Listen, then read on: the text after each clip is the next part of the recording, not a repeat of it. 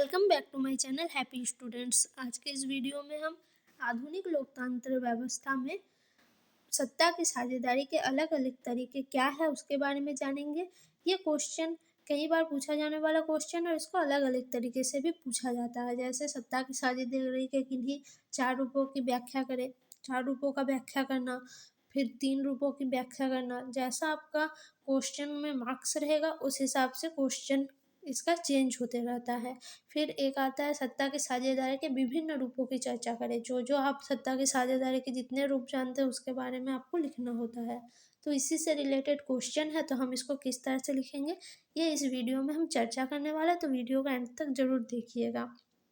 तो आधुनिक लोकतांत्रिक व्यवस्था में सत्ता की साझेदारी के अलग अलग तरीके निम्नलिखित हैं। पहले हम इस तरह से लिखेंगे, अब एक एक करके पॉइंट वाइज करके इसको लिखना स्टार्ट करेंगे। तो फर्स्ट जो इसका पॉइंट है वो है सरकार के विभिन्न अंगों के बीच सत्ता का विभाजन। सरकार के जो विभिन्न अंग है उनका बीच सत्ता का विभाजन। अब सरकार के जो 3 प्रमुख अंग होते हैं वो है विधायिका, कार्यपालिका और न्यायपालिका। ठीक है, सरकार के तीनों अंगों के बीच सत्ता का विभाजन किया गया। तीनों अंगों यानी विधायिका, कार्यपालिका और न्यायपालिका के बीच जो शक्ति होती है सत्ता की उसको विभाजित किया जाता है। इससे किसी अंग द्वारा अपनी शक्तियों का दुरुपयोग की संभावना नहीं रहती। इससे क्या होता है, कोई भी 3 अंग है, कोई भी अंग अपनी मनमानी नहीं कर सकता या फिर उसके पास जो शक्ति है उसका वो दुरुपयोग नहीं कर सकता। इस विभाजन से यह लाभ होता है कि सरकार के एक अंग दूसरे अंग की सत्ता पर अंकुश रखते हैं। इससे ये होता है जो सरकार का जो एक अंग है विधायिका है, तो उस पर क्या होगा, विधायिका के ऊपर कार्यपालिका या न्यायपालिका अंकुश रखती है, जिससे सरकार के तीनों अंगों के बीच संतुलन बना रहता है, यानी कोई भी अपना शक्ति का दुरुपयोग नहीं कर सकता है। जैसे भारत में सरकार के 3 अंग है, जैसा इसका उदाहरण हो गया भारत में आप देखिएगा विधायिका भी है, कार्यपालिका भी है और न्यायपालिका भी है। तो भारत में सरकार के 3 अंग हैं। अब एक एक क्या है, विधायिका का कार्य देश के शासन के लिए कानून बनाना, देश में जो शासन है उसके लिए कानून बनाना। कार्यपालिका का कार्य है कानून को लागू करना और न्यायपालिका का जो कार्य है कानून की व्याख्या करना, यानी कानून में क्या कहा गया है, क्या अधिकार है।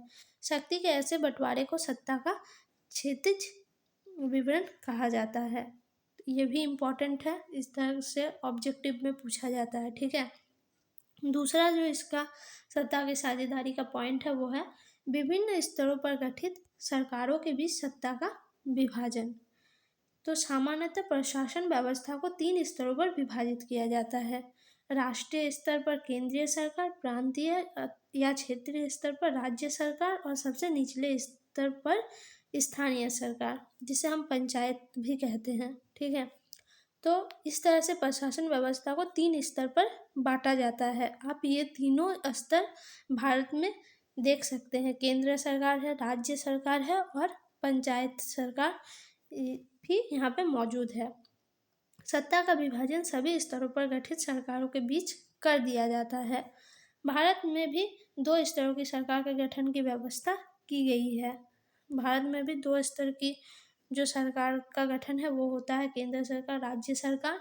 संविधान के द्वारा दोनों सरकारों के बीच सत्ता का विभाजन कर दिया गया और ये विभाजन जो हुआ है संविधान के आधार पर ही किया गया है। इस उद्देश्य से 3 सूची बनाई गई है। इस उद्देश्य के लिए 3 सूची बनाई गई है। एक बनाया गया संघ सूची और राज्य सूची और समवर्ती सूची। ठीक है, संघ सूची में जितने विषय होते हैं उन पर अधिकार केंद्र का होता है, यानी केंद्र उस पर फैसले लेते हैं। राज्य सूची में राज्य उस विषय पर अपना फैसला लेता है और समवर्ती सूची में केंद्र और राज्य दोनों मिलकर उस विषय के ऊपर कानून बनाते हैं या फिर उसके ऊपर फैसला लेते हैं। तीसरा जो पॉइंट है वो विभिन्न समुदाय के बीच सत्ता का विभाजन। किसी भी लोकतांत्रिक राज्य में विभिन्न समुदाय के लोग रहते हैं। किसी भी लोकतांत्रिक देश में बहुत सारे समुदाय के लोग रहते हैं। अब यहाँ पे हम एक क्वेश्चन लिख सकते हैं कि धर्म, जाति, भाषा आदि के आधार पर भी उन्हें मुख्यतः 2 वर्गों में बाँटा जाता है। एक अल्पसंख्यक और बहुसंख्यक। मान लीजिए कोई 2 धर्म है या फिर 2 जाति है, 2 भाषा है, तो उसमें भी क्या होता है, एक भाग ऐसा होता है जो बहुसंख्यक होता है और एक उससे कम होता है, तो बहुसंख्यक और अल्पसंख्यक। सत्ता का बँटवारा इस प्रकार किया जाता है कि अल्पसंख्यक समुदाय और बहुसंख्यक समुदाय दोनों सत्ता में भागीदारी कर सकें। बेल्जियम की सामुदायिक सरकार इस व्यवस्था का एक उत्तम उदाहरण है। बेल्जियम का जो सामुदायिक सरकार है वो इस व्यवस्था का एक उत्तम उदाहरण है। सत्ता ऐसे विभाजित होगा जिसमें अल्पसंख्यक भी भाग लेंगे और जो बहुसंख्यक है वो भी भाग लेंगे।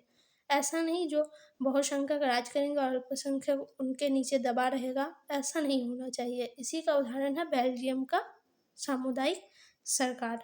ठीक है, अब जो चौथा पॉइंट है वो है गैर सरकारी संस्थाओं का सत्ता का विभाजन।